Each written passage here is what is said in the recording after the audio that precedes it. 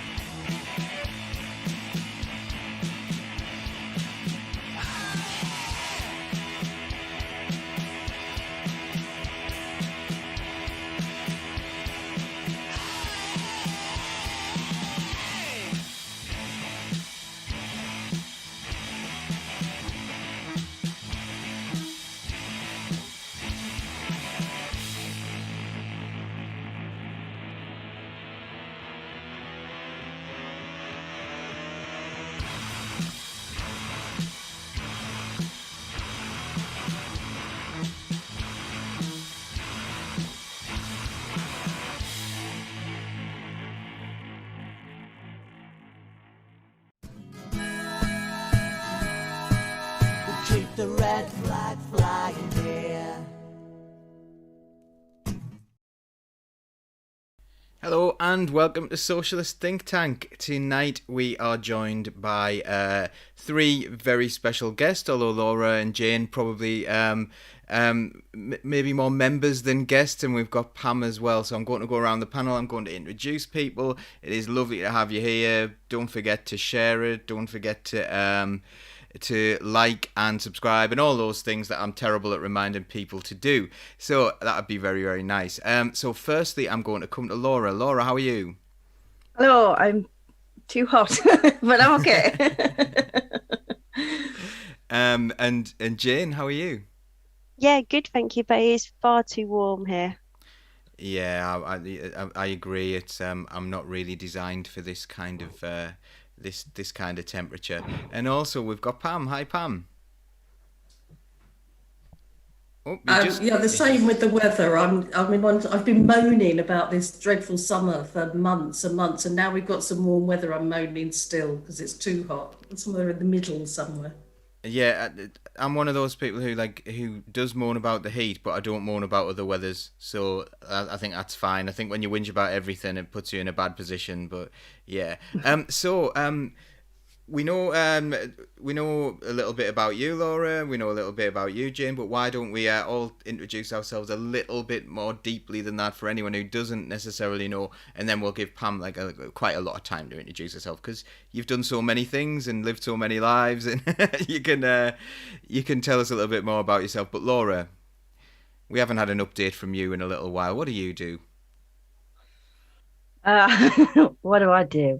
Okay, right. Okay, we'll start from the top. So, I am one of the co-founders of Socialist Think Tank that you're watching now. So anyone watching should probably already know that. I'm the founder of the Women's Banner Group as well, founded here in County Durham to recognise and remember the achievements of women throughout the miners' strike.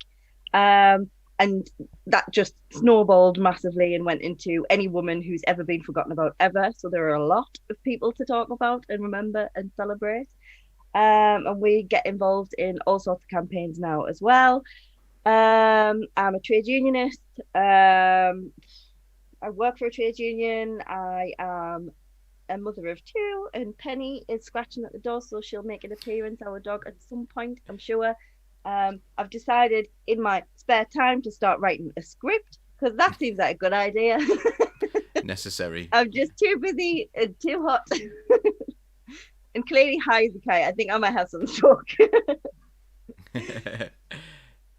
Okay, great. And Jane, a little bit about you as well. So I'm from Kent, although I've lived around in Oxfordshire and Berkshire and a few other places. So I joined Socialist Think Tank, I think it was the end of last year. I'm so happy I found this group, because I just think it's so good that we're having these conversations. And I love the fact that it's so open to people. We've just started up Socialist Think Tank South East, and I've been really lucky that I'm involved in that with Alison up in Windsor, and the support of the Socialist Think Tank team. So yeah, so that's very good. I'm a member of Unite. I'm involved in my local Labour Party. And yeah, I probably need to do more things, looking at all the things that Laura's done, because I haven't done very many things. Don't do it. Have some time. And Pam, our special guest this evening. How are you? And by the way, Jane, you do absolutely loads of great things, and it's lovely to see what you're doing with our new branch of Socialist think tank as well, where we're going out to more areas in the country. But Pam, tell me a little bit about yourself. Well, I think from both Laura and Jane, what you've been saying, it's amazing. And this socialist think tank, so fantastic, because particularly since the lockdown, having that network that you can connect to like-minded people has been so fantastic. So me, well, what am I? I'm a socialist first and foremost. I have been in the Labour Party a long time, but wasn't that active because my day job has been working in kind of rights work, representing people in tribunals and things like social security tribunals. And I currently work in a law centre, which I set up just over a decade ago. And so I've always kind of been quite angry about the way that government policy affects really poor people, working class people, how they don't have a say in things.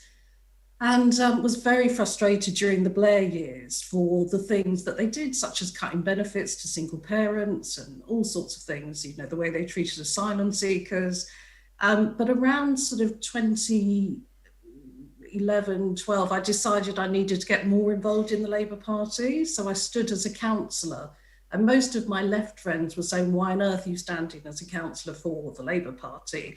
And I was very optimistic and said, things will get better. It's only when you get more socialists involved that you can change things. And everybody said, you're crazy, you know, just not going to happen, never going to have a left leader. And then to be proved so right, you know, just a year and a half later, we had Jeremy standing and I was confident that he would become leader. So that was all really positive. So I've been very involved in the Labour Party in the last sort of 6 years. I've always been a trade unionist, a shop steward I was for many years, and I'm chair of my branch of Unite, the best union in my view, certainly at the moment. So then in 2018, I was selected as a parliamentary candidate for Harrow East. And yeah, it's been a bit of a roller coaster since, really, to be honest. And I kind of feel like I've been thrust into things just because of my anger about the way that things have happened. And yeah, I'll stop there for a bit. I think that's a bit about me. And I've just been elected to the Labour's National Women's Committee, which is something that was thought up, really. I came out of the Democracy Review under Jeremy Corbyn, and it's meant to be a vehicle to get women sort of more involved in the party, part of that democracy. So we'll see what happens with it. Yeah, that's pretty exciting, although it might end up just not, because the internal process of the Labour Party are quite funny at the moment. And we actually try not to be too Labour-focused, but I think we're going to be quite Labour-focused tonight. The UK Labour Party, for our international listeners and viewers and so on, we'll be talking a little bit about the UK Labour Party, which I suppose was set up originally by some trade unionists and some socialists and some socialist societies that we probably wouldn't say are particularly socialist, actually. You know, like we sort of believe in bottom-up socialism where people are involved and everyone's as important as one another. As Jeremy Corbyn said on the show last week, we're all important. Ordinary people are just as important as he is, and I thought that was, you know, really on message for us. But you've got like the Fabian Society and so on, which helped set up the Labour Party, which believes in a top-down form of socialism. Nominally, even now, that I don't even know if that's particularly what they're into at the moment. But you know, so I kind of guess that the subheading for this show is: do socialists belong in the UK Labour Party, and will socialists be allowed to be in the UK Labour Party? And we'll talk about this a little bit later on, but at the moment, I think I will start off on the Labour Women's Committee, but and where that fits in. But like, Starmer's had his, how many relaunches is it now? 700, 800, something like that relaunches.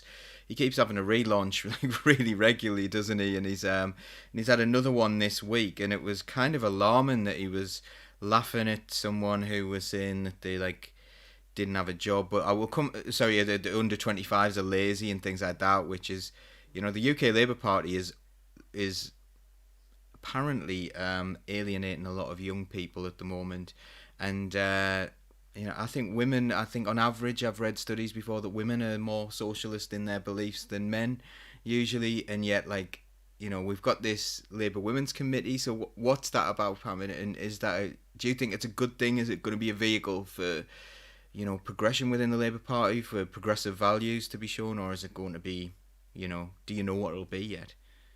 No, and it depends, doesn't it? So when it came about, I think the intention was really good, but often in the Labour Party, women are sidelined. They're given a kind of, women's forum or something, and what they want it to be is more kind of women's institute rather than revolutionary women actually changing things for all women. Or it's meant to be, this is a step up for me to get into Parliament. It's not about what are we going to do for all women, working class women, what are the policies and things that are going to change.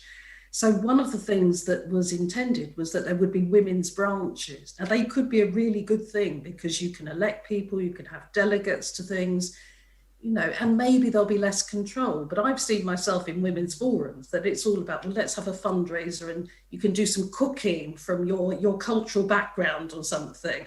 When people are actually, the women I was talking to wanted to be on a demonstration on Kill the Bill because that's going to really impact on women.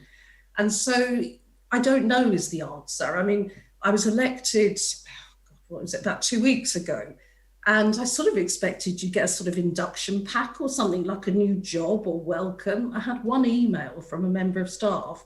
I got a lovely message from Jeremy Corbyn saying how proud he was, which was really lovely.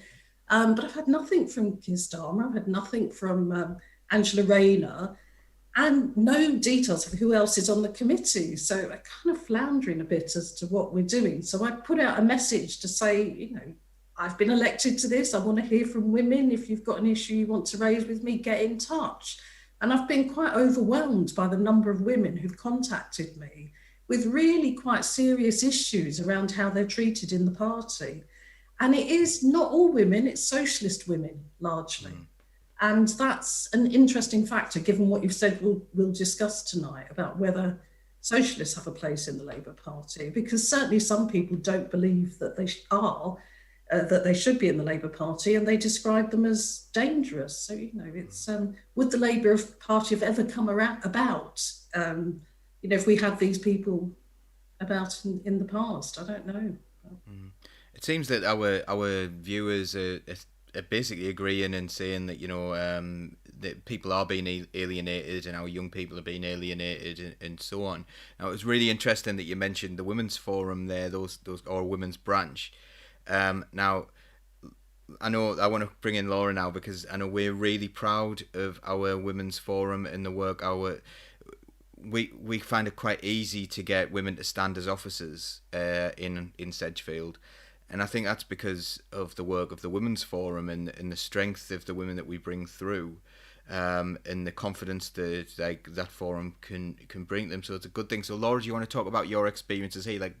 What should it look like, and what did you do in Sedgefield when you revived that? I suppose.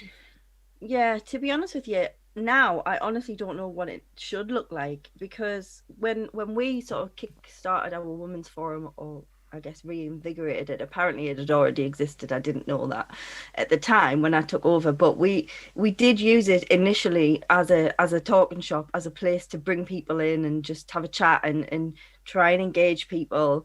And then we started getting involved in campaigns, and it was, for me, the forum was really easy because we weren't bound by loads of rules and we could just do what we wanted to do. And I mean, the way we work in Sedgefield, we always go to CLP meetings to get things agreed anyway, but the Women's Forum were kind of just given carte blanche, as it were. We were just told, we trust you, do what you want. And so it meant we could do some amazing things, and we did. We held Baby Save a Life sessions around the constituency, things that we were missing because the Tory government had removed Sure Start centres, things like that. So we did do a lot. And now with the women's branches, it's kind of a bit like Pam, what you were saying. It was like, oh, you've got to be a women's branch. And then that was it. And everyone was like, well, what's that? And what do we do? And how do we do it? And it was just like no information. And I feel like we've kind of gone back sort of 6 or 7 years where now women's things are a ticky box exercise. We'll say we've done this, that'll shut the women up, tick. And then it's like, well, hang on. Women, like, especially within the Labour Party, and more importantly, socialist women within the Labour Party, are some of the most amazing, intelligent, creative thinkers that I've ever come across, and could really make huge changes. And yet we're being used as a tool to cart out when people need votes, or just something to say, well, yes, we're doing really well with our women's branches. And it's like, well, are you really though? You've just started a national women's committee, and one of the people on the committee doesn't know anything about it. It's not really giving us a lot of hope that that's going to work out for the best, is it? So yeah, it's all it's really troublesome at the minute, I think. Yeah, that sounds great what you've done. That sounds really fantastic.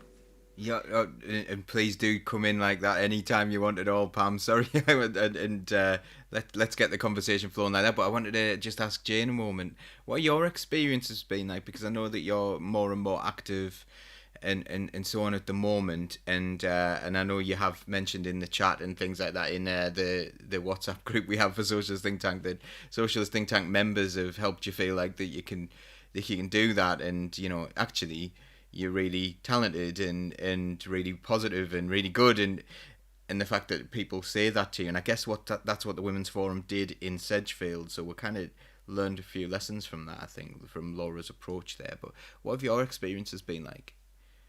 I think I've been really lucky. I think down here we've got a very friendly, not the other branches or CLPs aren't friendly, but there's quite a good relationship between. There are different, there's more left and less people in the party, in the CLP down here, but we pretty much all get on very well. And I've seen people mostly be very respectful to each other. And I've actually only just joined our Women's Forum. I've been meaning to for ages, but because I don't drive and transport was difficult. But now they're doing it virtually at the moment, so I managed to get to a meeting. And I think I know all the members from other, things I've done within the CLP, and they're really great, and they're, I can see them doing really good things, and I'm sure they have done lots of really good things that I didn't get myself involved in. So I think I've been really fortunate there. But I think in terms of the Labour Party, since December 19, I think we all felt the same. It just felt like such a kick in the stomach, and it just took me such a long time to get myself up off the floor. And where I used to feel that I could have conversations with people if they had a different opinion, I could respectfully have a conversation, I just felt that I couldn't. I just felt so broken, and what's the point? And I knew there was, but I just couldn't do it. But I think being part of the Socialist Think Tank group, and I've just found that really helpful. It's been such a supportive community, and we have some really good conversations, and people have really good ideas, and that's really helped me. I'm kind of getting back to a place where I might be able to have some conversations again now. What's it been like? With most of the work has gone online, obviously because of lockdown, and has that helped?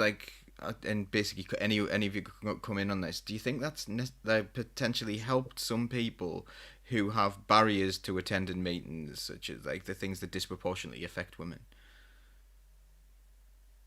Everyone's just not. Yeah. Like if you can't afford a car and you've got to go to some drafty church hall and then get home at sort of 9:30 or 10 o'clock, or if you've got kids, young kids, it's impossible, but you can just go on to it. I think it's been fantastic. I hate it in some ways because I much prefer seeing people face to face. And if you're in a right-wing CLP, they just keep muting you so you can't speak and you can't do anything. But yeah, there's been real benefits, I think. Yeah, if your husband's the chair of the CLP and you want to go to meetings but you've got kids, you can't do it. So Zoom's class. And also, we're just all leading such busy lives at the minute, having to travel. Like if you're in a rural constituency as well, you've got to travel through villages and dark alleyways and stuff to get half an hour, 45 minutes away. It's not something. You have to really, really want to go. You have to really, really have the passion to do that. And all the passion's been kicked out of a lot of us. But Zoom feels more manageable. It feels like you've got that separation as well. Like Jane, you were saying, you've been finding it difficult to speak to people. I feel like on Zoom, you've got a bit of a wall there that's a bit of a protection. And if things get too much, you can leave or you can switch your camera off. And I feel for me, that's been a saving grace for me. You know, the beginning of lockdown, well, sort of, I don't know. It's all sort of Groundhog Day now. I'd guess sort of just after the first lockdown, I was starting to find things really difficult. My mental health had just took a plummet, and I remember being on a Zoom call, and they were going, "Right, we're going to go into breakout rooms now, so we can have a chat and we can ask questions." And the panic just came over us, and I was like, "Nah." And so I think for that reason, I think Zoom's been really, really helpful for a lot of people. I understand it does put barriers in the way for others, you know, who don't have the technology and things like that. But we do need to find a way where we can do both. If we could have blended meetings. And somebody said in our parish council meeting here that was against the law. I was like, I don't think it's against the law. It might Oh, be. it is. Not really written in rules. It's against the law. It to is, have a yeah. blended meeting. They changed the rules so that every meeting has to be physically attendable for any council. So they did this a while back. It was towards maybe May. I think they passed a law to say that meetings they Oh my God! They passed a law. well Are they, there not they more removed the important law people to that pass said you laws could. on? Yeah, it's really weird. I don't see why you can't have blended meetings because that just improves participation. But you know, Well, that's probably why. That's why they've done it. Well, it's only council meetings though, and why? Because MPs are still not all sitting in the house. So why are we forced? I'm a councillor, so I have to go to a physical meeting because they removed, as Paul said, the bit of legislation that said you could have meetings remotely. And it just doesn't make sense because the public can still join a Zoom meeting. They were still coming to a council meeting. So it makes no sense to me at all. So yeah, we'd be forced into a council chamber, but we're all safe from Monday. So I guess it's fine. You know, nobody's going to get COVID from Monday. So, it's not even the most stupid rule. I don't think. I think the most stupid rule is that you can take your mask off while you sat down. But you have to stand when you stand up. You've got to put a mask on because COVID's really polite, and it will only attack the standing. It's just utterly ludicrous. Like the rules have been absolutely bizarre, and I think it's all to undermine it, isn't it? That idea that actually some people might be getting involved here. Jane, do you have any comments on that? Is that pretty much covered or? Yeah, I mean, we need broadband communism, don't we? And then it would work for pretty much everyone unless you work in shifts. Yeah, exactly. Also, just before we move on to the Starmer relaunch, I just wondered, what are your thoughts on all women shortlists? Because I've got my own feelings on this. I'm going to start with Laura because I think me and you are quite similar on this one. So what do you think? I think we are. I don't want to diss all women shortlists. I think they're really good for representation. Representation's hugely important. One thing I've picked up on though is that all women shortlists where they help women get elected, they don't actually remove any barriers to the reasons why women aren't trying to get elected or trying to be in those meetings and getting involved. You know, just because there's an allocated space for a woman, you still have to find ways to get to meetings and to create money to fund a campaign and all of these barriers on top of barriers, and there are loads, and I think we need to do more to talk about them and unpick the reasons why women aren't getting involved. Just having an allocated seat for a woman does nothing to remove any of that, and can create a lot of frustration around that. But it has its place. I wish we didn't need it at all, but we're not there yet, are we? Anywhere near. So. Jane, Pam, any thoughts on this yourself? Do you agree with Laura there, or do you think they do enough, I suppose? So when I was selected as a candidate, it was an all-women shortlist. And there are I have mixed views, I have to say, because people always say about somebody looks like a leader. So we had, 3 women standing for the leadership, and everybody would say, but Starmer looks like he's a leader. So they have a perception of what somebody in authority is like. So you've got those barriers. But all women shortlists or getting more women into Parliament has never really benefited ordinary women. It's benefited those women and certain women generally. I mean, you've got a handful of working class people at all in Parliament now. So, if we think about the way ludicrously called Blair's Babes, where they had lots of women elected to Parliament, and one of the very first things they did was to cut benefits to single parents. One of the first, and they had a huge majority. They didn't need to do that. It was making a statement. And then one of the next things they did was the most appalling piece of legislation against asylum seekers ever. Leave the Tories aside. In 2000, what they did was removed asylum seekers from access to benefits, from access to housing, and they forced them to move out of London and the southeast to northern towns and Scotland, basically. And this was at a time where they were also cutting benefits that many of the people in those northern towns were reliant on, such as invalidity benefit, incapacity benefit, and forcing people to look for work when there were no jobs in those towns and cities because the mines had closed, the steel industry had gone.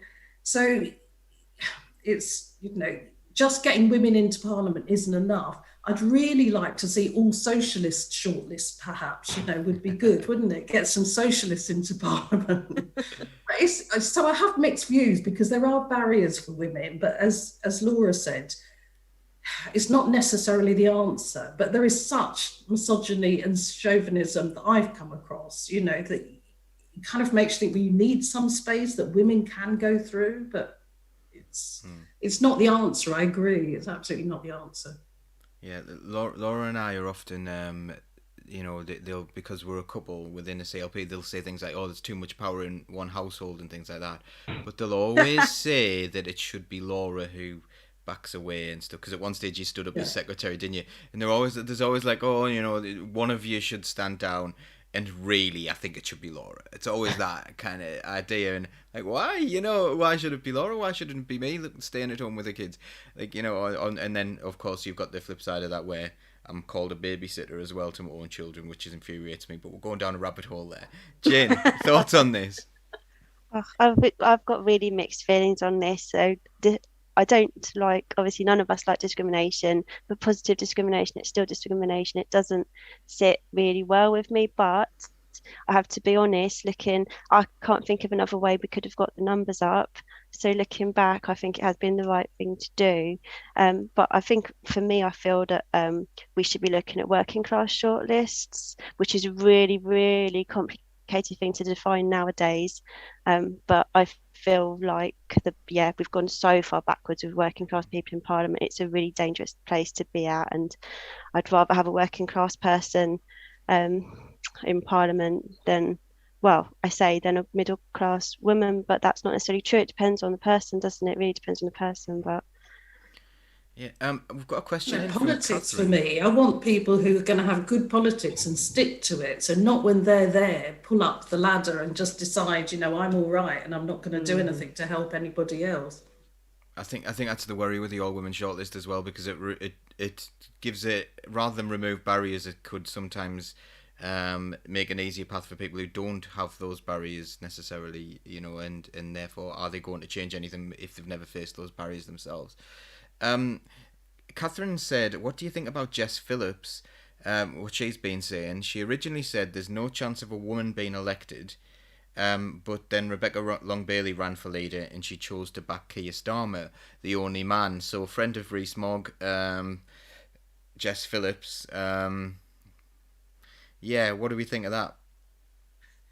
I haven't read the article, but before I came on here, my son, who's 22 and one of the lazy, not looking for work, obviously, people, was virtually throwing up reading that by Jess Phillips because it's so awful. And she hangs around with, Tories. Those are her friends. It's just outrageous that we've got people like that in the Labour Party. She's also a cover girl for Rupert Murdoch's magazines and stuff. That is not the person, and yet claims to be so down to earth and working class. Like, come on, really? It's ridiculous. I think what you have to think is like the identity politics is not great because you had somebody like Jeremy come along who enthused everybody, whether it was kind of minority groups, women, young people. When I was a candidate, we had young people following us around in Harrow singing "Oh Jeremy Corbyn," and we had kids running home from school to meet me, I'm nobody, because I was standing under like with Jeremy Corbyn. So it just that enthusiasm to inspire people. It's not necessarily what you look like, your gender, anything really. It's about what your politics are and just give hope to people. And just so many of our politicians just don't get it, do they? They're living in 1997, think, yeah, we just recreate this and wheel out kind of, Mandelson and Blair and all the rest of them, and things will be the same. It's not. For young people, I've got 2 young sons, and life for them, I just think, what is the future for them? One of them's on 0 hours contracts, being called one day for work, the next day not for work. The other's in a job he loves, but low pay, paying huge rent like everybody else.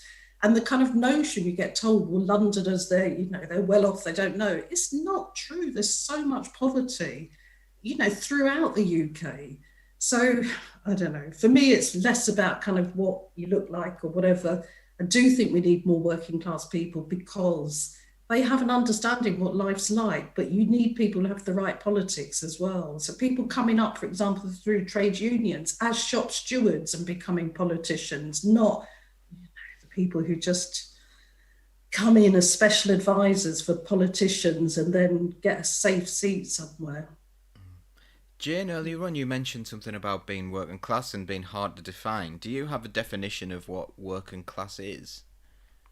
I think I've heard a few people say, if you lost your job tomorrow and you'd be on the streets, so you couldn't pay your rent or your mortgage, or I don't know if you want to say tomorrow, 1 month, 2 months. I think that is the best way to define it now, because I think we've got this really complex situation where you've got people who maybe 20, 30 years ago, they would clearly have been defined as middle class.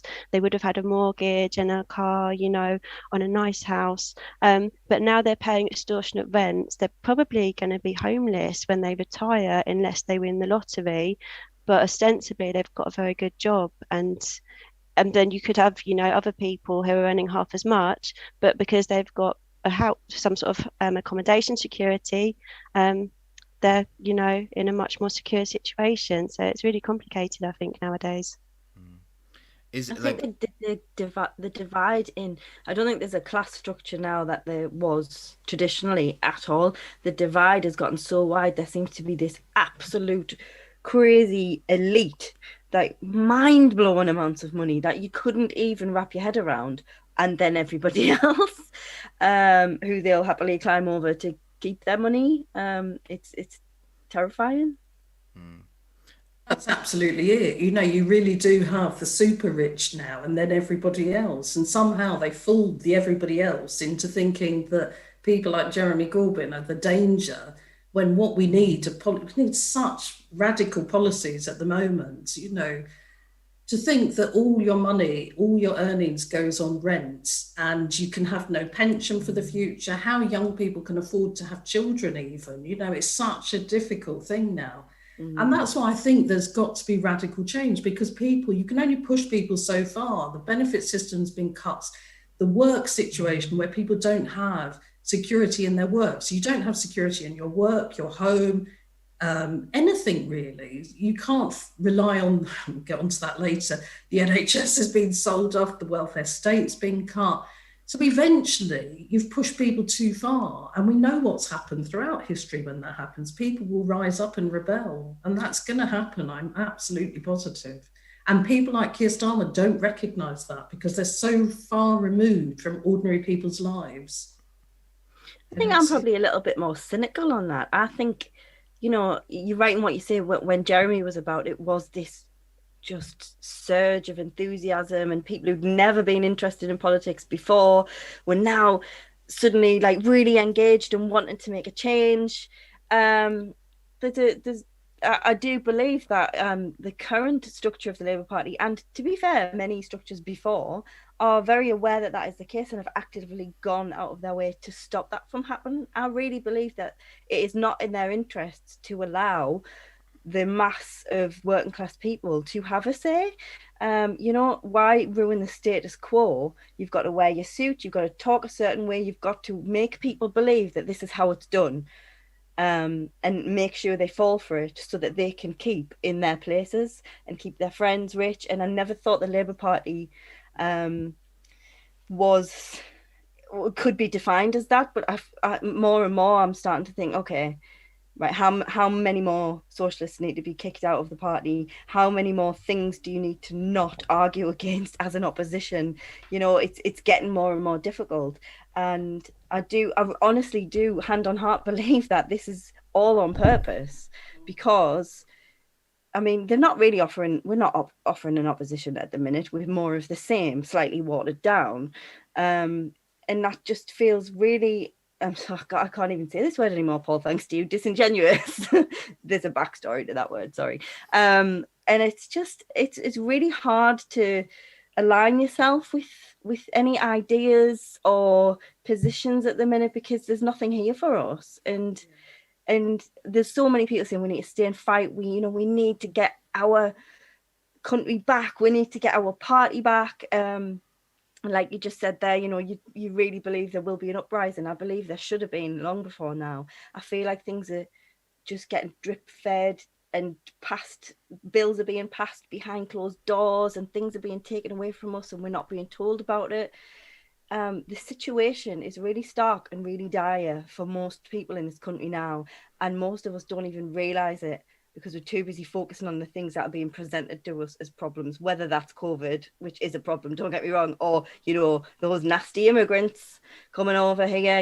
We're being spoon-fed the problems that we should be worried about, when in actual fact, we're living the problems every day, like the 0-hour contracts, like not being able to afford to eat even if you've got a job, like not getting decent pay or terms and conditions, or so many things that we should have been rioting about already are just kind of the next thing we accept and the next thing we accept. And it's But I am optimistic because every week there is a strike happening in a workplace, and even in places that are not unionised. There was is it the Good Lord, I can't remember what they are, they're like an estate agent or something, and the workers there had their terms and conditions changed because of COVID. They wanted to take away their London allowance, and they offered them, fire and rehire. And they went out on indefinite strike, basically. And they only got unionised after they were on strike. And they're now Unite members, I believe. But you hear of different strikes happening almost every week, but you also hear of mass demonstrations taking place around the UK almost every week as well. So I think there is that bubbling up, and that's why you've got the government coming out with this dreadful legislation to stop people protesting.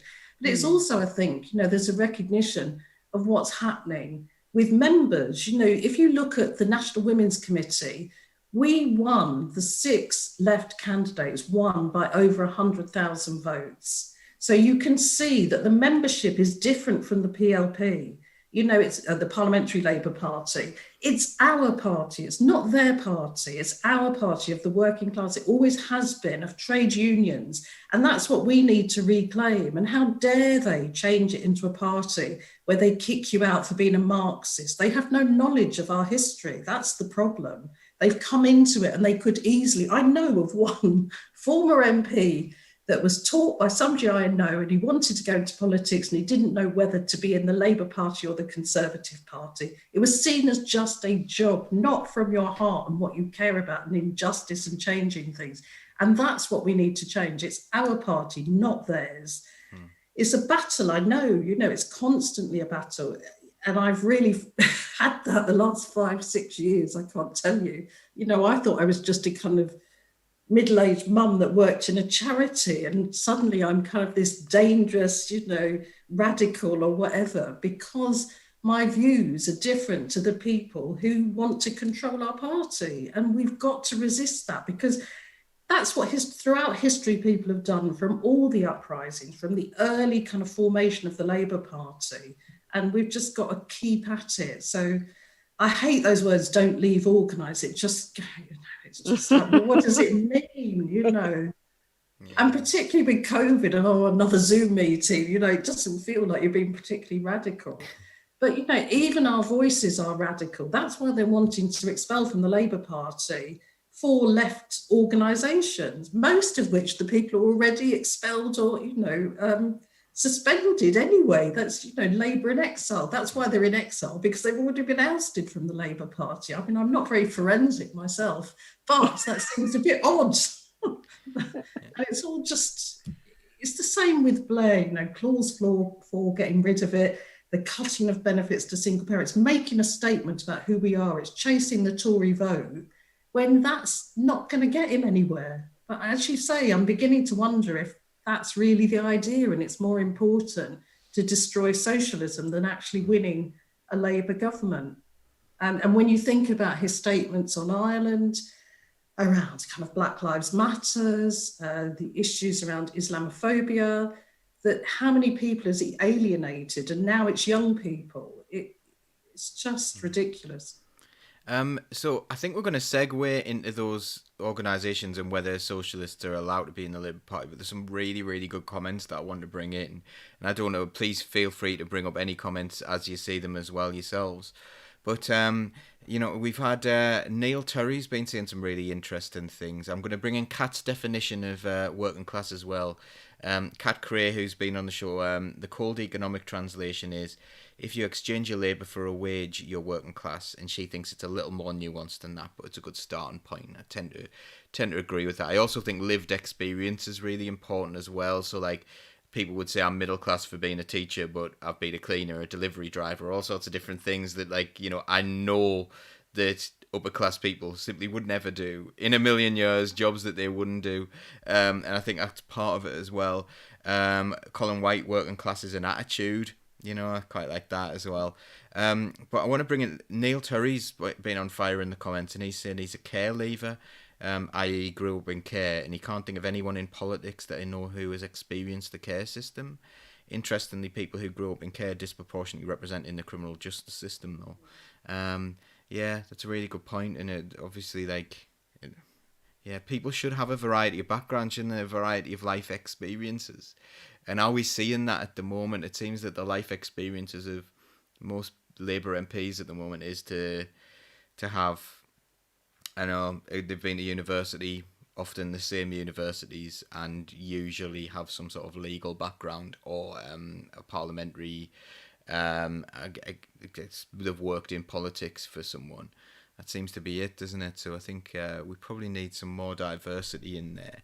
And also, I'm going back to because we talked about the Labour Party quite a lot, but I do like the way we went off topic as well and talked about things outside of the Labour Party, because that's where the fun is, really. That's where where we get into things that we really believe in. It's so Kat Cray says she's honestly not sure there is a great disbenefit from being in or out of the Labour Party. She believes the trade unionists shouldn't be, as they're hamstringed if they are, but what matters is communities such as Socialist think tank, branches, other community organisations, and we have to organise, and she's a trade unionist, and that's what she is first. And it's also how she protects people she represents effectively, and I think there's a lot of, I think there'll be a lot of sympathy with that view. So she's saying it doesn't matter whether you're in or out, really, but she feels she does a better job outside the Labour Party. And, you know, Jane, what do you think of that? Do you think you can do a better job, or do you think you should be in, or do you think it doesn't matter either way and whatever's comfortable for you? I think I want to be in. I mean, I remember, it's going a bit off on a tangent, but I remember being at school in history class, remember them teaching us how people used to die because they had very basic medical conditions and there was no healthcare, and children had to go to work and there was no free education. And I remember being, as you know, a teenager and being so distraught that this used to happen. And then I remember being told, and then this party came along and they changed it all. And they didn't word it like that, but that's what it came down to. And I think, you know, and we did a bit about what happened in Russia and socialism, and obviously what Stalin did, disgusting. But socialism, the idea itself, you know, and the things that have happened in this country with the NHS, you know, and all the social security, safety net that we used to have, that I don't think is really there anymore. we really badly need them. And lots of people talk about whether Labour is the best vehicle to get the political change. And I do agree, you need both. You need to be doing stuff outside of Labour as well. But at the moment, I think being inside of Labour is a really good way to try and hit the political angle. But I understand it's a really frustrating situation for a lot of people. What do you think? Laura? Yeah, I would agree to a certain extent with what Jim was saying there. Because I think it's nice to have a home and something to fight for, and the Labour Party should be what it says on the card. It's not currently, but it should be, and we should fight for that. Having said that, I do feel sometimes that it's a little bit like what I was saying about our women's forum versus the women's branch. If you do things outside of the Labour Party, you are less shackled by rules and things you're not allowed to say and things you're not allowed to do, and you've got to be careful with this that might be construed as that. And if you are free from that, you can just go out, full pelt and do what you want for the good of what you believe in, whatever that might be. So I guess I'm staying and I'm fighting for it, and I'd love to see us back to a proper democratic socialist party that is inclusive of everybody. But I'm lucky enough to be able to do things outside of the Labour Party with my trade union, with the community groups that we're part of, with Socialist Think Tank, because that kind of keeps the passion, it keeps the spirit, doing stuff like that instead of the drudgery of what we're currently experiencing in the party, I guess. Pam, you're nodding a fair bit there, yeah? Yeah, so look, I've worked in my day job, I represent people all the time and have done for decades, basically. And you can have really fantastic results for individuals, both as a trade unionist and the sort of job that I do, working kind of in the advice sector. But it's like the Band-Aid for the problem, isn't it? You resolve something for that individual, but you're not changing the system. So you need to change the system. So you can challenge decisions on benefits, but only within the parameters of what's there, what's available. You can get somebody asylum. That's great. That solves the problem for that one person. And that's fantastic. But you're not changing the system. So for me, how do you change the system? There's been other parties that have started. They've always failed. The only really feasible way, I feel, to be in government to change the system is through the Labour Party. Now, that's a battle, I know. It's really, really tough. But I can't see that any other party is going to be able to achieve that. They haven't so far. So we need to focus on what the Labour Party should be and what it says it is, and what are the problems with us getting there. And too often the problems are that we have people who are there for power and they use that power wrongly. And we've seen what happened when we have somebody who was very altruistic running the party or leader of the party, virtually destroyed, really. And we have to be prepared for that for the future. But we need to think about who are we electing? Who are we selecting as MPs, as councillors, as everything, really, and holding them to account, because we don't. So often they're just left in positions for years and years and years, and nobody ever challenges them. And again, that is hard because often they will use their positions to abuse their power and abuse members who do challenge them. I've seen that firsthand. So, but until somebody finds another solution, I don't think there's any other way. Yeah, there's a school of thought that that the Labour Party actually exists to stop change. So it's this this thing where it'll keep the left wing people under control, and then they'll keep you nice and neat in your little box, fighting your own little battles with one another. When someone's mentioned in there, I think it was Mark mentioned in there about about he'd rather fight the Tories than fight within the Labour Party. But it seems to be a constant battle, doesn't it, from the right? And you think, what are you in the Labour Party for?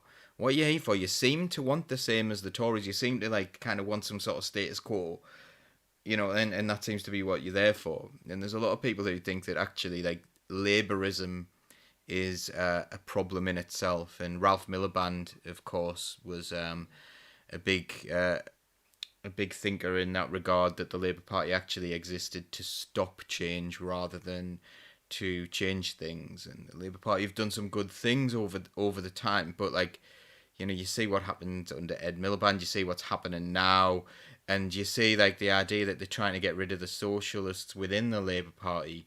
It's also funny as well, like we get some funny comments every now and then. We get some, like, not on this show usually, but we get some nice trolley comments on certain things that we do, and it's people who are saying, oh, Hitler was a socialist, and then you're like, but they'll also quote that poem. First they came for the socialists. Why did he first come for the socialists if he was a socialist? You know, that's idiotic. Anyway, sorry, I've gone on a tangent there. But like, if they start expelling a lot of socialists, would that mean that those socialists were then going to be a problem because they were outside the Labour Party and perhaps organised? And maybe that's why they're so dead against the idea of this Labour in exile thing, because there's some people who've probably been rightly suspended and kicked out of the party. There are some people who are in it for no reason. There are some Tories who joined just to cause trouble, and you know, I know people who should have been kicked out of the party and haven't been. But at the same time, should they really? Should all of those people have been kicked out? Well, I don't think so. A lot of the people who were kicked out. So are the Labour Party creating a problem for itself where you've got a group of people together and maybe they don't want this thing like Labour socialist appeal and you know, maybe, I don't know, I'm just kind of thinking there. And like, Laura, stop me rambling, please. You come to me. I don't know. I think there's, you know, I've seen a few comments tonight about how we should be spending our time fighting the Tories, and 100% we should be, but we're not really currently in a position to do that when we're in a battle to save the party from itself. You know, the thing I find about this thing, it really, really doesn't sit well with me when people like Keir Starmer are saying we need to be united, because it was those people who wouldn't be united behind Jeremy Corbyn. So it doesn't sit right with me. It feels really disingenuous now. And, you know, we can't, it feels to me like it's always the left and it's always the socialists who capitulate and who go, okay, then, right, well, we'll leave that one and we'll in the interests of moving forward, it's always us. And I'm sick of it. And we need to, you know, we need to flood councils with socialists. We need to flood parish councils with socialists. We need to find a way, if it's possible, to navigate the parachuting in of candidates to get socialist candidates to get behind. Because the more of us there are, the better chance we've got of directing the party to where it should be. And I know we've got a lot of people fighting against that. You know, and quite publicly so. You know, we're not welcoming their party, but actually it's not yours. That was always has been started from trade unions, so we should all have trade union credentials, I think, at this point. So yeah, it's really difficult and it is a hard time. And I think I'm not sure whether the school of thought is that the Labour Party is designed to fail, but it's certainly not designed to support socialists in its current incarnation, I think. So speaking of then, right, we've seen this relaunch, and he's done this little show, and I haven't seen it yet, but I've seen some clips. So did anyone watch Starmer with Laura Kuenssberg? No? I on purpose didn't, because I knew I'd get annoyed. But we've seen the clips, we've seen, like, so I guess we've all seen a few clips, and there was a brilliant song, was it the Ian Duncan Smiths who've done it, where he's like...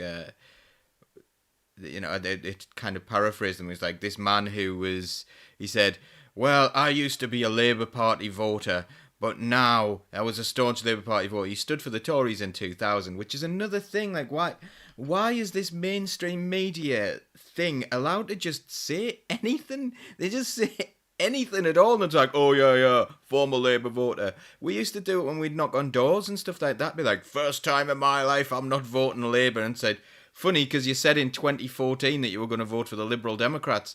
So, like, you know, it's like, we've got that information and that's what you said. You know, maybe you changed your mind or whatever, or you were joking or things like that. But it was alarming the amount of people who would say that first time ever. And people bought into this. People bought into this thing. So, like, I think Starmer's listening to the wrong people a lot of the time. And I think he even, you know, even on like things like racism and things like that, he seems to have been trying to appeal to this fictitious or actual genuine Tory voters who are like, oh, we'll win them back. You'll never win them back.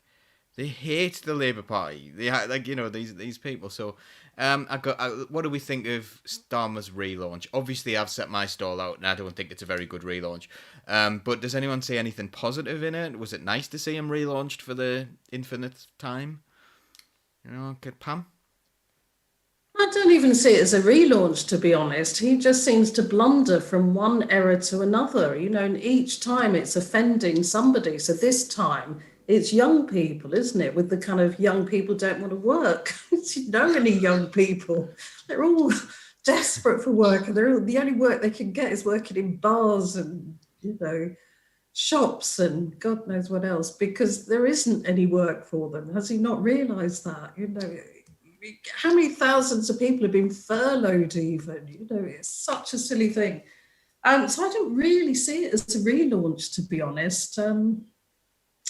Yeah, I mean, I just wish he'd get out and, you know, stick to some of the policies that he said he would when he is bid to be leader, basically, you know, instead of attacking socialists and expelling them. And come to think of it, why are the socialists first in line to be expelled and auto-excluded? What about all those people in the leaked report? You know, where's the Ford report? Where's that? Where's the accountability for the people who undermined the party? Why is Mandelson in the party when he said that he worked every day to undermine Jeremy Corbyn when he was leader?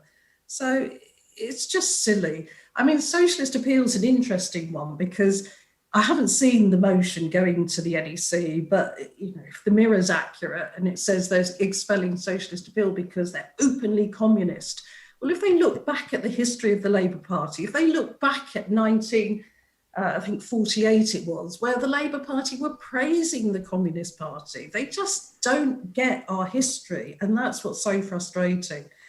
But, you know, that's the narrative, that's what they want, to attack the left, and they think somehow... I mean, I'm starting to think that Laura is right, actually, that it is deliberate, because how can you be so incompetent, really? If you want to be in government, if you want to lead a party, you would be looking back at the enthusiasm that Jeremy created and the support for our policies, and you'd be following those, wouldn't you? But instead, we're going down a completely different route and alienating everybody, it seems. Yeah, it's like the 10 pledges were to get him elected, weren't they? Because like people roundly agreed with them, didn't they? I think it was very difficult to disagree with his 10 pledges, but it turns out, you know, he didn't really care about those 10 pledges. Jane, what do you think? Yeah, we definitely don't need another relaunch. I didn't know there had been. I don't watch the BBC News. I think Laura Kuenssberg should be sacked for the lies that she's told about Jeremy Corbyn. I've got no respect for her whatsoever, and I don't want to see her interviewing anyone. So, but yeah, I think we've got to just stop shouting new leadership at people, because that's not a big vote winner, and just give them some policies. And those 10 pledges were really good. The members are all behind them. I think that's what we need to give people. We need to give people some hope. And I get really frustrated that there's such a huge proportion of people who don't vote at all in this country, and they don't vote because they feel disenfranchised, they feel they're not represented, they feel their voice doesn't matter. And a lot of them are people that Labour really should be representing. So to keep on chasing after a handful of Tory swing voters just seems like madness to me, because you just have to, you know, inspire a very small proportion of the people who don't vote to make some real progress, and those people deserve a voice. Absolutely. Laura, Donna Marie Robertson has described the interview as vomit-inducing. Now, we know. Let me load it up. That sounds amazing. so we know ourselves, in spite of what the press might say about Jeremy Corbyn being incredibly unpopular, we know Starmer's less popular. Like, we know that he is. He's lost by-elections. He's, they thought scraping a safe seat was like this great result for them because this fictitious vaccine bounce and what have you. So, or am I wrong? Is he this wildly popular figure that everyone Well, loves? I honestly don't know. I think that there's a lot of people very confused. And I don't mean Tory voters and I don't mean socialist. I mean the people in the middle who are not really sure. When last time I was out leafleting, I met somebody who who I was putting a Labour Party leaflet through his door. He went, "You're not upsetting my mum with that Labour Party, are you?" And I was like, "No, just a leaflet. Feel free to throw it out if you don't want it." And anyway, he had me talking for half an hour about how Jeremy Corbyn was a mess. Did you see the state of how he dressed? Oh, he was awful. He hated everything about him. I was like, okay. So I was like, well, I like this, and this, but okay. Because no point telling people they're wrong because he'll not win the argument. And then he was going, but that Keir Starmer, he's like, he looks the part, doesn't he? I was like, well, it depends what you think the part should look like. I went, I suppose he's got a nice suit, but that's not what I'm looking for. He went, but then, and he went on to criticise Keir Starmer. And then he went on to say, he liked Boris Johnson. He said, but I tell you, there's only one person who I will ever have any respect for, who I'd vote for every single day, who I think's amazing. I was like, oh God, here we go. It's going to be something horrendous. He went, Tony Benn. And I was like, him and Jeremy Corbyn were really good friends and had the same ideas. Just because Jeremy didn't wear a suit, you liked. And I think there's this confusion in the electorate that it's just and like we were saying earlier, it's this thing where you are spoon-fed what a politician is meant to look like. And I wanted to touch on something that Jane had mentioned there about how we're doing our list to sort of attract a few Tory swing votes. Probably a lot more cynical. I think it's probably less to attract those votes, which aren't really going to swing a great deal, and more to appease rich donors, which we seem to be heading down that route again, don't we? Tony Blair did it. All the Tories do it. I worry that's because they clearly don't need memberships money because we're just getting, thinned out, but they're now getting funding from certain big business or rich benefactors and donors and stuff, and I'm like, are we just doing what they want? There's something going on. We clearly, Pam hit the nail on the head earlier on when she said the policies under Jeremy Corbyn enthused millions. Why would you turn your back on that? Why would that not be job one? We have a class manifesto. I don't know. I actually don't think those donors are actually transpiring, are they? I honestly don't know. I really don't know. I don't think they are, and I don't think it can replace the money from members and trade unions. And so, there seems to be a real anti-trade union feel within the Labour Party as well, as though it's somehow disconnected from trade unions. It's a really strange time that we're in, I think. Who knows where we're going to end up? I can't see that Starmer will last much longer, really. I really can't, because it's just one error to another. And I think for me, the issue over Ireland was the final straw, really. But yeah, that was terrible, wasn't it? And for those who maybe don't know this, Pam and I are both part of the Labour Party Irish Society, isn't it?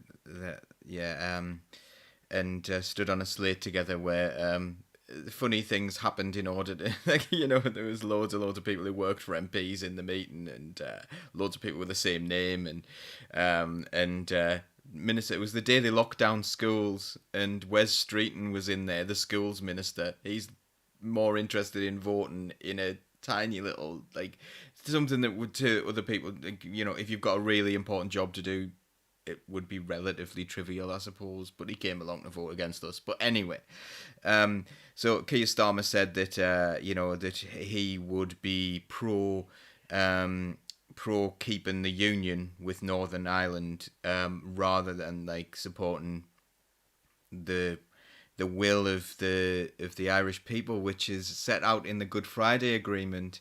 You're not really supposed to take a position on that. Sometimes, do you not think he's just got that arrogant confidence that can only come with someone who's done what he's done and got into the positions he's done. He must have led some sort of charmed life, because I just think he doesn't know that he's been an idiot. Like, he's not being briefed. He doesn't know what he's talking about, and he shouldn't have taken a position on that. Like, what was he doing?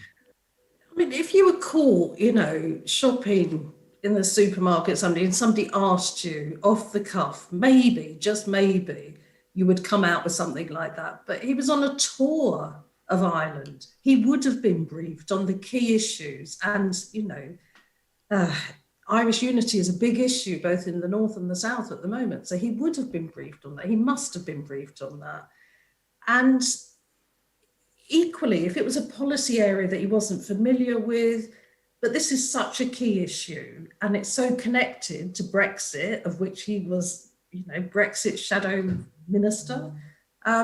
But also, he then went on to say, that this is an area he did know about because under Gordon Brown, he'd worked on this and the future of Northern Ireland. So it's unforgivable, totally unforgivable. And of course, he is a forensic human rights lawyer. So you would understand the issues, that words are really important, and the issues around kind of the Good Friday Agreement, so significant. And he's MP in Holborn, which covers Camden, which is one of the biggest Irish areas in London, the home of the Irish community. So it just doesn't make sense to me. But, so many of the things that have been said, if you think around the comments about Black Lives Matter as being a moment, and there's been so many things like that you do start to wonder, you can't be that gaffe prone, surely. He's like Mr. Bean. He's like Mr. Bean, the Mr. Bean of politics.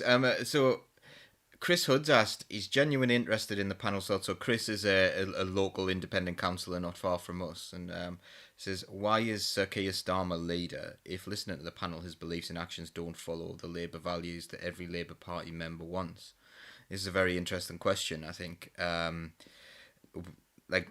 Labour Party is supposed to be the party of workers, but they said they were unequivocally pro-business recently, didn't they? And they've made us have a business liaison officer, because we've got a trade union liaison officer, and that's like, I don't know, he seems to be picking a side. So what do we think? Jane, why do you think he is Labour leader?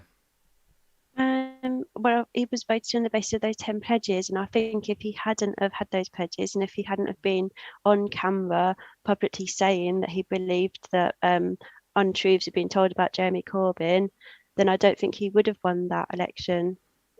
So I think the problem is that there don't seem to be democratic processes within the party for the membership to be able to voice their unhappiness with the situation. It seems that it has to come from the PLP, from the MPs, Labour MPs, and the left doesn't have enough Labour MPs to get the numbers for what our democratic processes allow, and I think that's the only reason he's still there. Laura? Yeah, I agree. Going back to that leadership election, I remember the video he put out, and he stood in front of like mining towns and gave us all the spiel about working class and stuff. And I was like, well, he's not Jeremy, but I know who I'm voting for. But if he got in, it wouldn't be the end of the world. How wrong I was. Also, there's this, like at the beginning of the show, we were talking about misogyny. There are people who... So Heather Wood, who was on the show last week, who's amazing, and everybody should watch last week's show for her, if not for Jeremy. But she likes to tell the story how there was a council election. She was standing against a fella, and she was sat, and the women behind her went, "Who are you voting for?" And they're like, "Oh, well, we'll have to vote for him. You've got to vote for the man, haven't you?" And I think there's still an element of that, a huge element of that, actually. We have not had a female leader. And I just find that absolutely astonishing. The Tories have had plenty. That is not an advocate for their female leaders, of course, who were horrendous, some of the worst. But we should try and tackle this. I think there's definitely an undercurrent of misogyny that goes through all political parties and all, life in general. And so I think that I think that probably had a bit to do with it as well. And he looked the part, he had a smart suit, and you know, you've got to have that. So Pam, do you agree? Anything you'd like to add? Well, people voted for him because he said he was a socialist and that he accepted that Jeremy had been treated really badly by the media. He said all the right things. And, you know, he should continue to say and do those things because that's the basis he was elected upon. And going back to him being a lawyer and a human rights lawyer, if you're a human rights lawyer, you agree, you campaign for, in fact, fair processes and procedures, particularly in kind of tribunals and trials. And yet what we've had are people being auto-excluded, we're having people chucked out of the party, suspended for years on end in some cases, with not knowing the charges against you. It's just outrageous. You know, it's bad enough, but for somebody who claims to be somebody who's campaigned against injustice, it's just absolutely appalling. So he needs to be held to account. Why are you behaving so differently to the way you said you would behave when you stood as leader? Why are you treating your own members so badly? What other club or organisation treats the people who are members of it so badly? And, you know, what I've heard from women in particular since being elected to the Women's Committee, the people who've contacted me, often are saying that they've been traumatised by their experience. They've got PTSD, they've had poor mental health because of the way they've been treated by the Labour Party.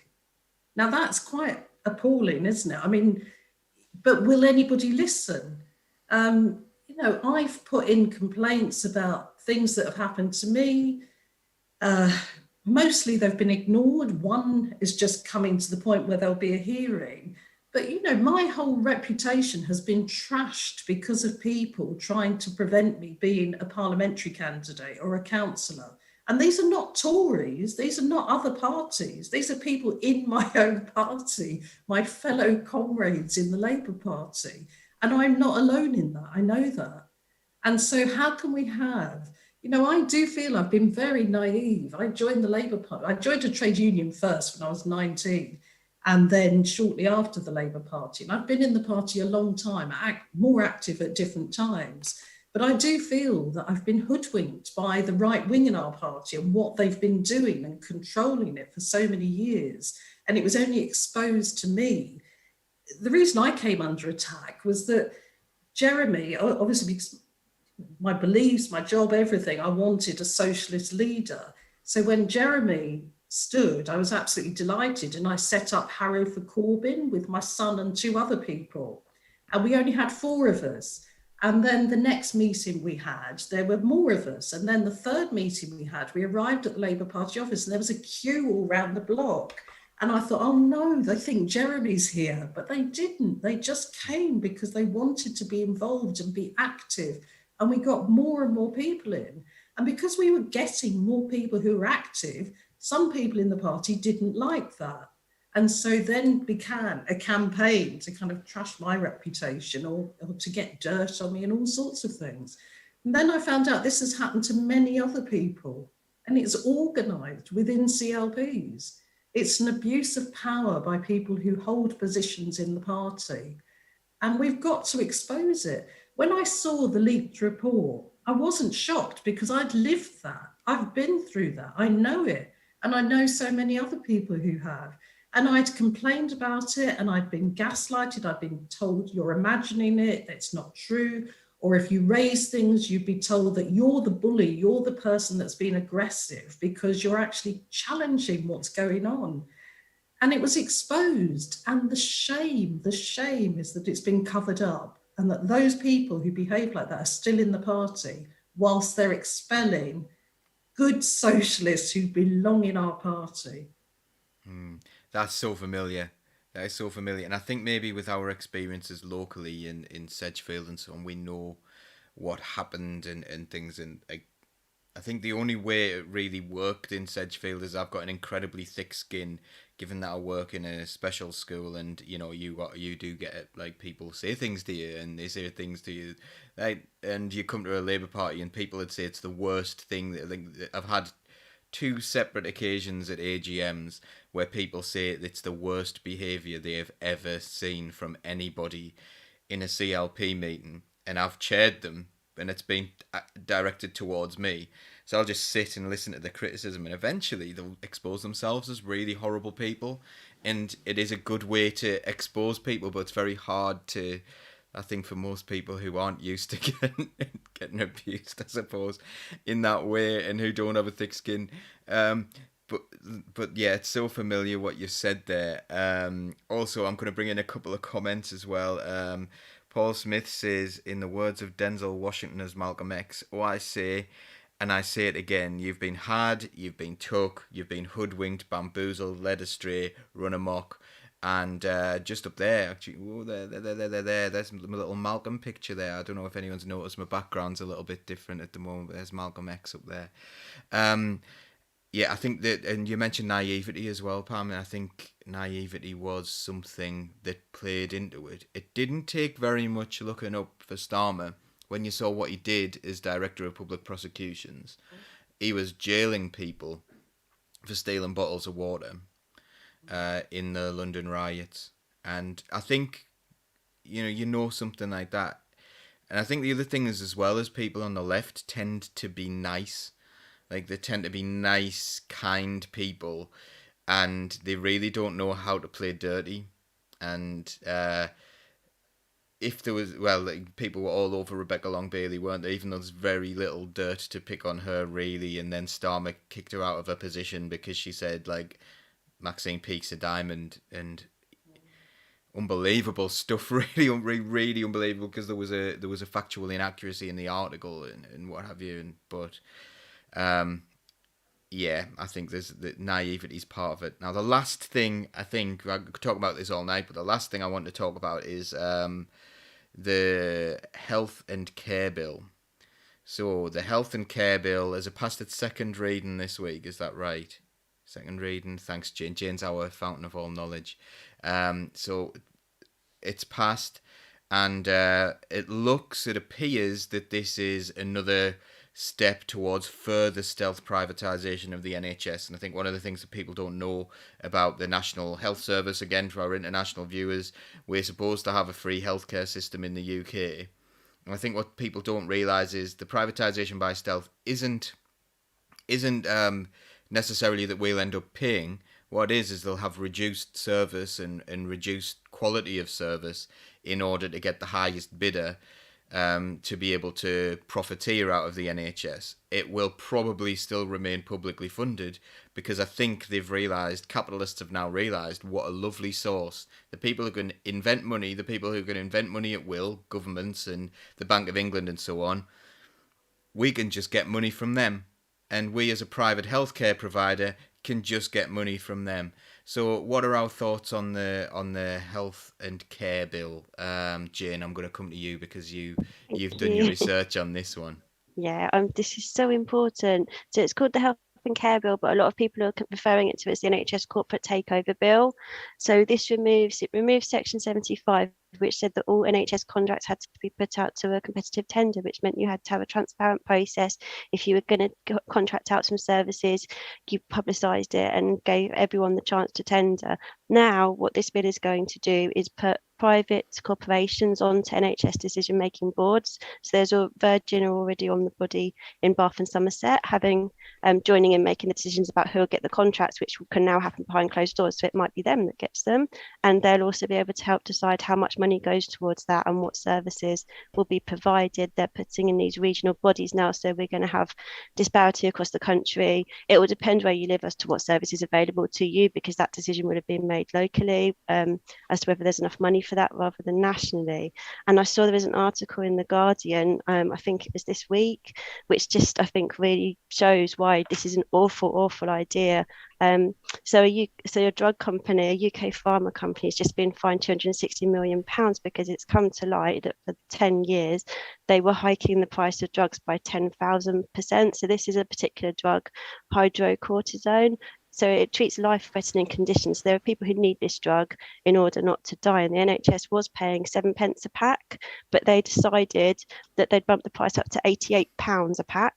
So that changed the NHS spend per year from £500,000 to 80 million. So that's £79.5 million extra profit every year for 10 years, and they just got away with it.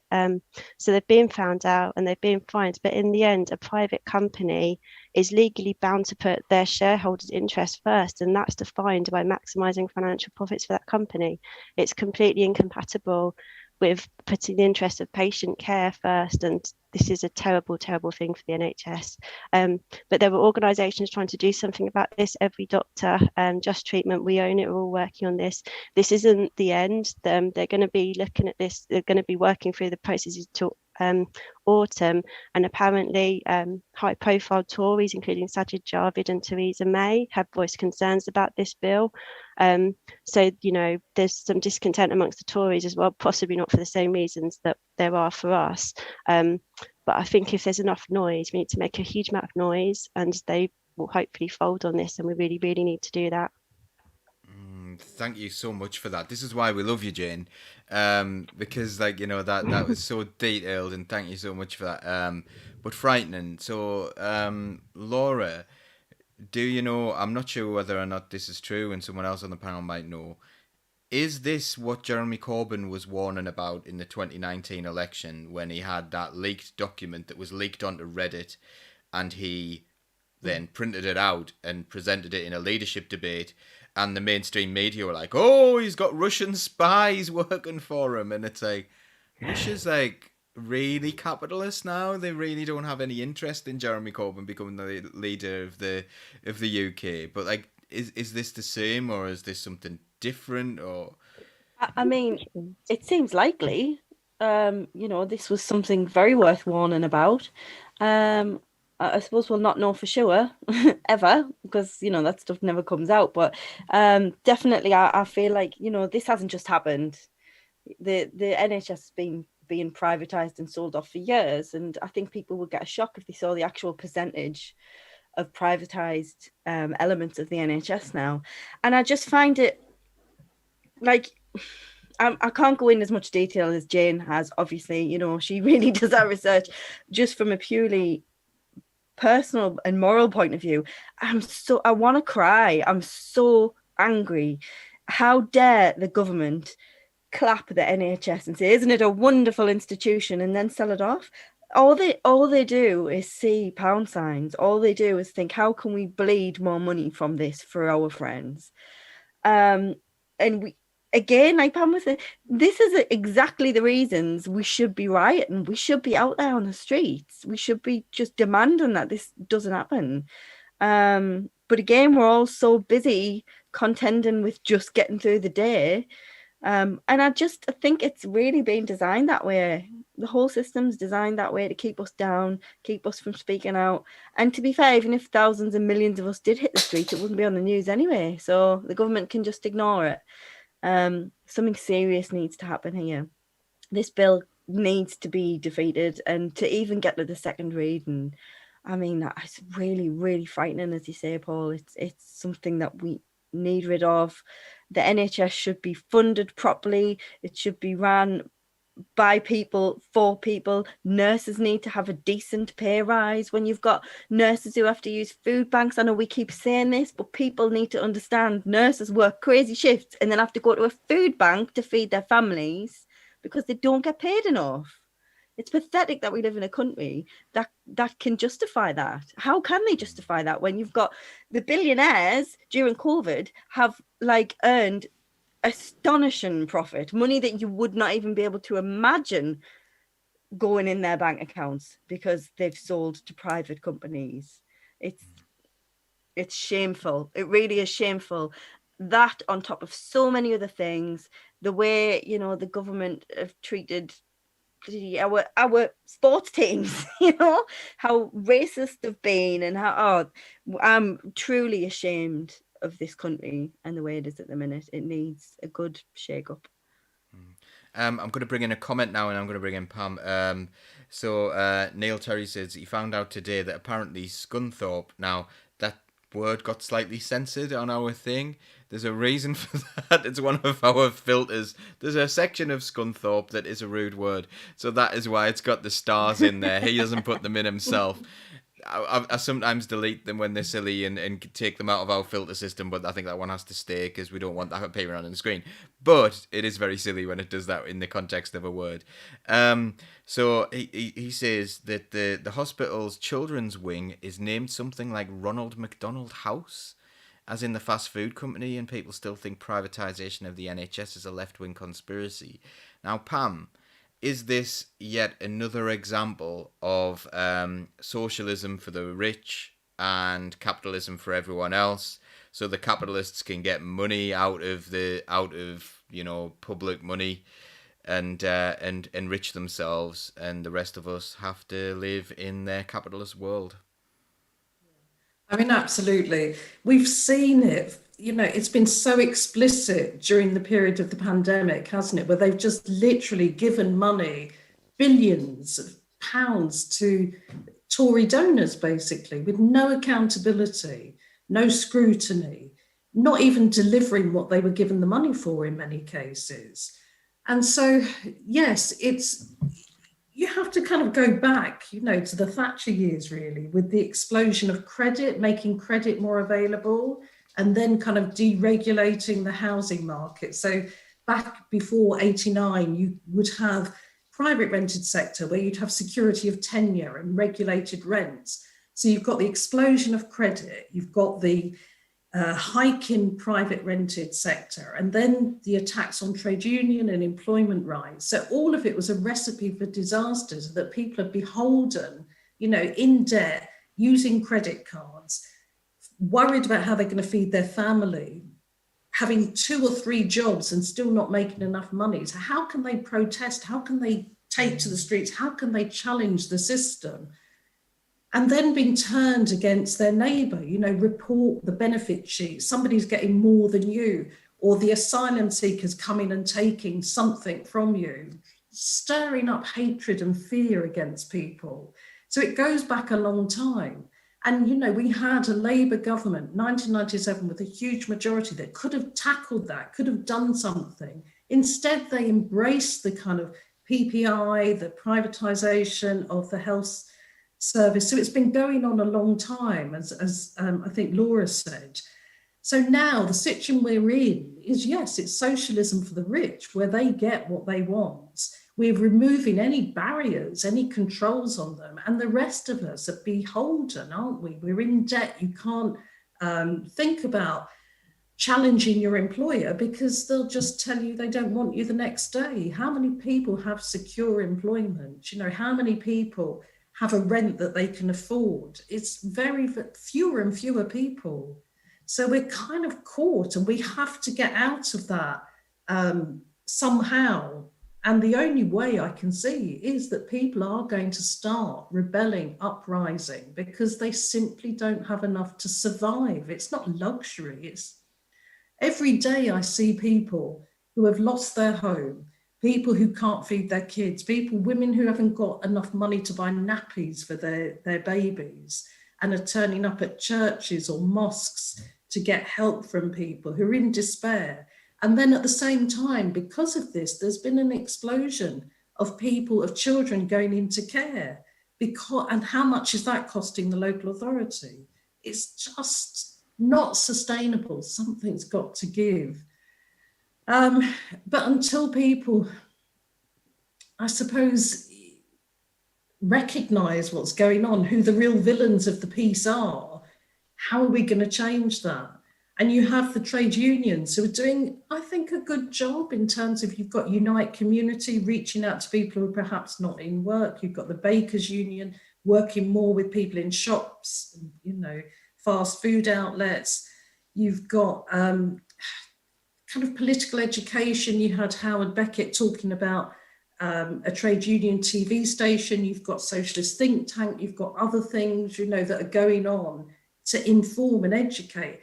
And certainly I haven't watched the news, mainstream news, since the general election, because I can't bear it, because I know how biased it is, and I don't get any good information from it. Even the good news channels I've stopped watching, so-called good news channels. So, yeah, I don't know what the answer is. Political education, we used to get through trade unions. People would join a workplace, they'd get involved with the union because the union would do something tangible, something good for them, getting better pay, getting good terms and conditions. And then people would be educated about the wider system and how it oppressed people. And because of that, to some extent, has gone, we haven't got that political education. So things like this are so important to draw people in. But how do you get the masses interested in that? You know, if you think about, oh God, what's his name? I've forgotten his name, the Australian journalist who used to work for the Mirror. He worked for a mainstream paper in the 60s because he wanted to reach out to ordinary people and give good information. I don't think we've got any good newspapers anymore, have we? You know, we had kind of the liberal Guardian who, you know, pretended to be sort of on the left until you actually got some left-wing policies, and then they fled to the hills because they were so terrified of it. We need good journalists, and I can think of very few. Gary Young is one.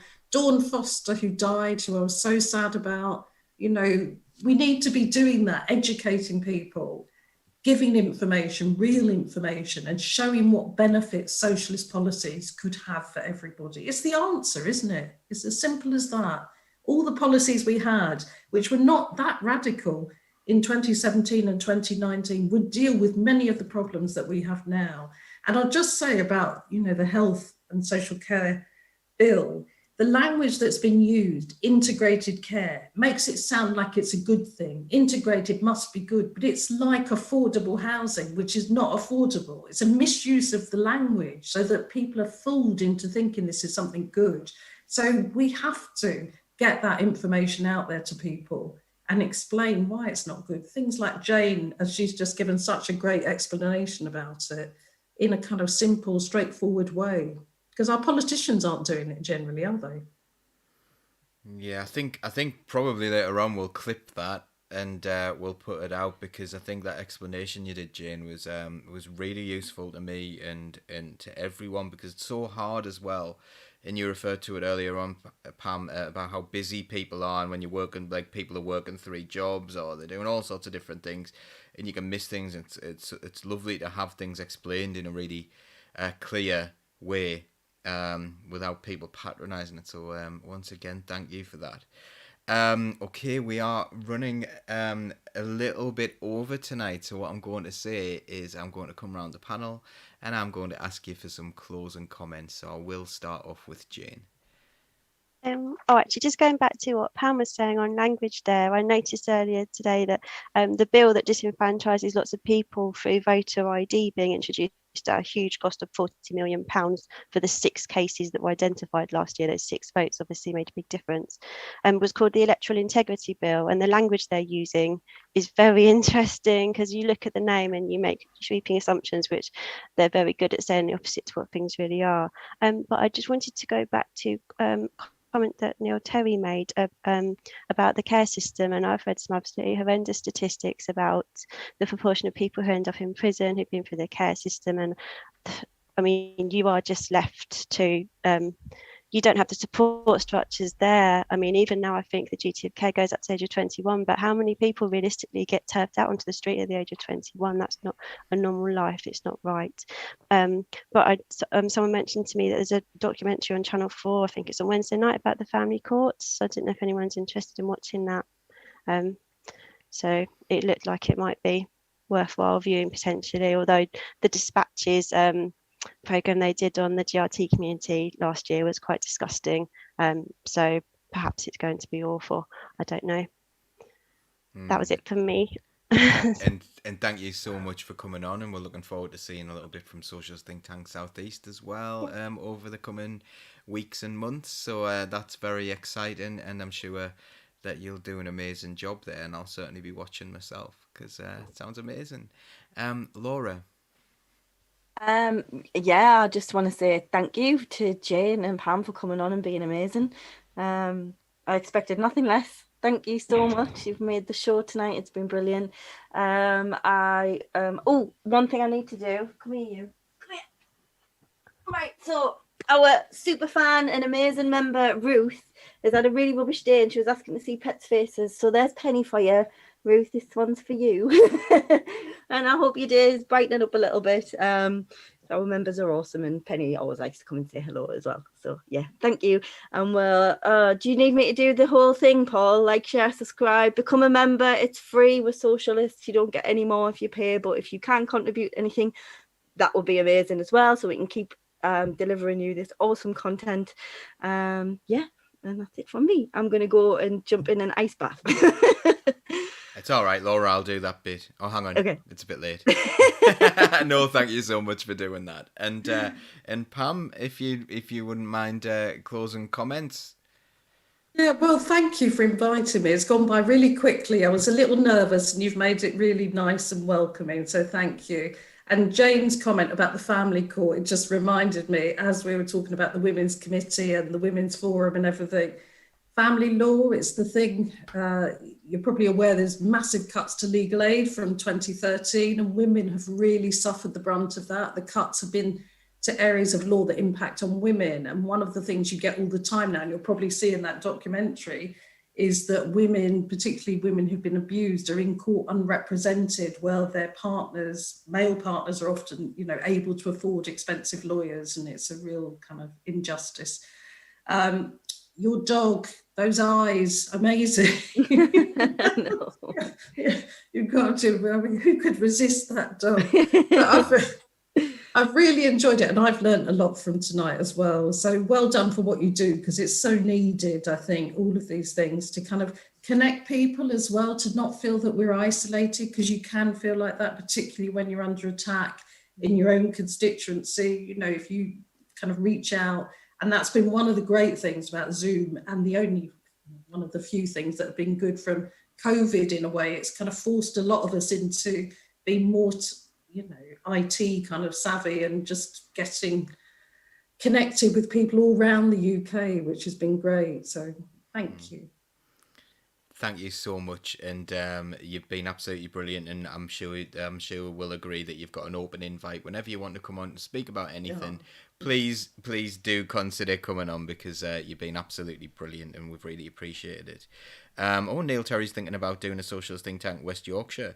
But yeah, do it. And Chris Hood's also, there's been an interesting discussion going on in the chat about charities. And apparently that Ronald McDonald Foundation thing is actually one of the decent charities, apparently, according to Chris. And he does know these things, because he does brilliant work with MenCap and so on. So, he does know. But he does say that some of them are rubbish, and some of them have like chief executives on £500,000. So I'm going to...